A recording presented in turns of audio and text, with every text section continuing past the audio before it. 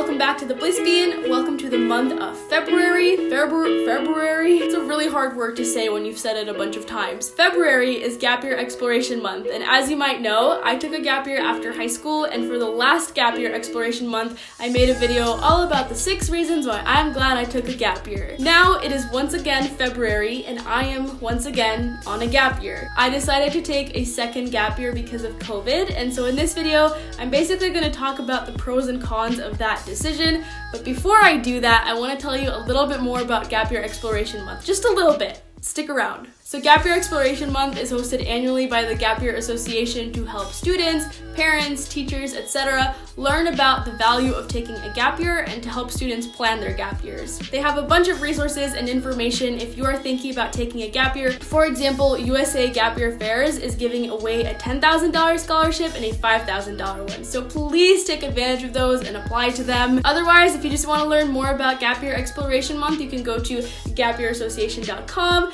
at Gap Year Association, and hashtag explore the gap year. I'm actually taking over their Instagram page for the entire month, so you can go over there and see what other things I do outside of the Bliss Bean. I'm also doing an entire series on my podcast where I interview really cool people who've done really cool things with their gap years. There's a lot going on, so I've linked everything in the description for your convenience. Now let's move on to talking about me and my gap year. So, do I regret taking a COVID gap year? To answer the question in the clickbaity thumbnail I will soon design, no. One of my favorite quotes is that a gap year is a year on, not a year off. And that's basically what these 2 years have been to me. So my first gap year, I did freelance photography, I traveled, and I worked on my YouTube channel. Just those 3 things. The second gap year was a little bit different. 'Twas May or June 2020, and I was all set to go to Spain to attend IE University in the fall. Even though coronavirus was happening, they were allowing people with student visas to go there. And so the way I saw it, I basically had 3 options for what I could do. I could go to Spain and possibly be doing a hybrid of online and in-person classes and just face the whole uncertainty of that situation. Like, what if they sent me back to the United States? And even if they didn't, I just probably would not get the full college experience that I was excited about. Second, I could do online classes in the United States until I felt safe and comfortable enough to go over to Spain. But I personally have hated all of my online learning experiences, and I just didn't want to spend some of what I think seem to be the most exciting parts of college, like freshman orientation and that whole first week and just meeting all these new people, and instead just be in my room sitting at my computer. Since I was not in a rush to start college, I felt like if it was going to be a crappy experience, I would rather just use that time in a different way, and I did have a different way to spend my time. I had my YouTube channel. So basically this entire gap year, even though it probably doesn't sound as exciting as a gap year full of travel and adventure, has just been me working on my YouTube channel full time. I did work on my YouTube channel during my first gap year, but it was very different. Very few people actually watched the Bliss Bean. It was in March of 2020 that my YouTube channel really started to grow, and that technically still was my first gap year, but I think I'm so glad that I took a second gap year, because like after March, April through June, I was really starting to get stressed out as things were growing, because I was thinking, how am I going to move to Spain and start college and be managing my YouTube channel all at the same time? I was starting to book sponsorships a couple of months in advance, and that was exciting but also really stressful, because I was like, am I gonna be able to actually handle pulling off these sponsored videos as I'm trying to get myself settled down in Spain?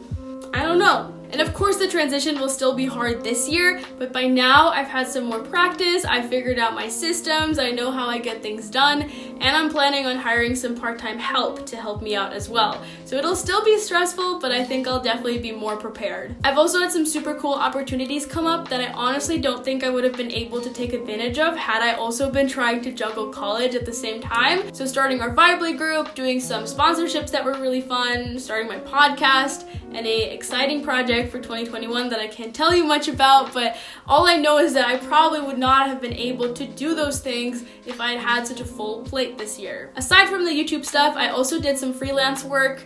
I don't have a ton to say about that. It's just another thing I did on my gap year to try and make some extra money. It was also YouTube related, but helping other people with their YouTube channels. So if you have any sort of digital web design-y skills that you can do online from home. I think that's a really great way to save up for a gap year, college, whatever. Another thing I did this year was spending a lot of time with my family. So this was a pro that I listed for my first gap year as well, but it was very different this time around. The first gap year, I was very busy. I was doing a lot of freelance photography, so I was constantly running out on photo shoots. I was editing up in my room. I was going to see my friends at their colleges, and so even though I was less busy than I was in high school, I still was not seeing my family that much. And then I went on a trip to Europe, and that was actually the first time I spent my birthday, Christmas, and New Year's away from my family. So obviously this year has been completely different. No traveling, can't see my friends, not as busy. My brother's doing online school, so I've been spending a lot more time with my family and my wonderful little brother. Certainly that would be a con for some people, and I'm not saying spending time with my family was always a good thing,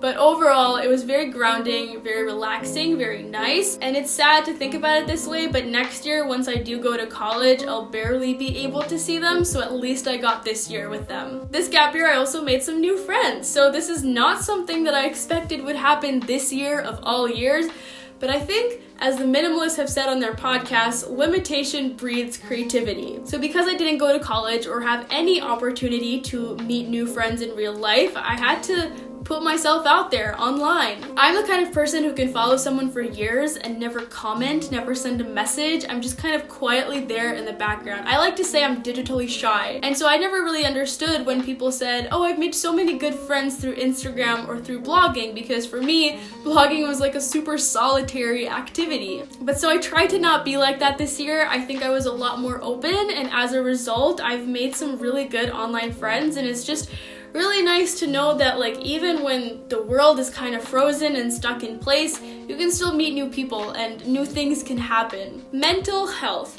This one is a pro and a con depending on how you look at it, so I shall explain. I was doing really well at the beginning of quarantine, and then by July it really started to wear on me, and the second half of 2020 was quite a challenge. And so part of me wonders, if I had gone to college, would I have not experienced that? Just because I would have been so busy and having new experiences and meeting new people, would I not have struggled with my mental health the way that I did this year? The conclusion I've arrived at is I don't know how things would have gone, and there is no way for me to know. Maybe I would have gone to Spain and my mental health still would have suffered, but then I'd be alone in Spain without my family, stressing out about college at the same time. So it could have been worse. It could have been better. It could have been worse, and I just don't know what could have happened. And so either way, it was a learning experience. Like, it sucked, but I started doing therapy because it sucked. And that's just a good habit to keep up for the future. I just paid attention to and learned more about what really makes me feel better, like little things like going on a walk every day. And so I kind of started to build up this mental health toolkit that I'll be able to take with me for future struggles. And I'm sure college will have many struggles. So far, I've talked about a lot of the positives of taking a gap year, so let's bring the mood down a little bit now and talk about the negatives. One thing I am worried about is being older when I start college. So I'm 20 years old right now. I'm still gonna be 20 in the fall, but some of the incoming freshmen, I think they're like 17 now. So I definitely feel a little bit older than them. A similar concern I have is that when I'm a freshman in college, my friends will be juniors in college, and it'll just feel like we're at very different stages of life. But at the end of the day, it's just a matter of how you frame it. So everyone goes at a different pace through life, and even when I'm in school and they're not, we'll still have things to talk about, because like they're in school now and I'm not in school, and we still have things to have conversations about. So it's not going to be the end of the world. I'll also hopefully make some new friends in college who will be at the same life stage as I am,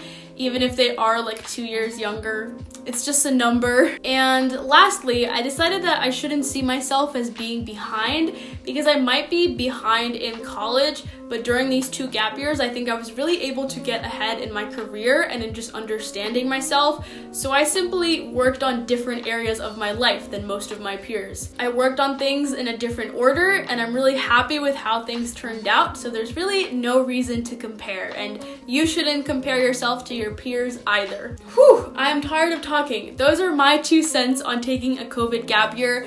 there are many different conflicting opinions on gap years online. So for example, I saw this Bloomberg opinion where someone wrote, taking a year off can cost more than $49,000 over a 20 to 40 year career. The bottom line is that for most students, the benefits of graduating and working as soon as possible outweigh any benefits of delaying the workforce. I have many bones to pick with that. First of all, how is that calculated? But I think my bigger problem with it is that, to me, it sounds like those any benefits of delaying the workforce that they're referring to are purely financial. And a lot of the benefits that I've talked about in my first gap year video, in this gap year video, are not financial. There is so much more to be gained from taking a gap year, and really, I think in the long run, it's just a year. You also can make money on a gap year, and a lot of students do take gap years in order to save up money. But the more important thing is that there are just such valuable experiences and learning opportunities to be gained from taking a gap year, even if you don't strive to graduate and work as soon as possible. So that is all I have to say. I think I've made it abundantly clear that I'm a big proponent of gap years, so I hope you found it helpful to hear about my second gap year experience. I did not think this was how things were going to turn out when I was in high school, but I think everything turned out okay. Be sure to check out Gap Year Exploration Month and all the resources and the scholarships. Thank you so much for watching this video, and I'll see you next week. Bye!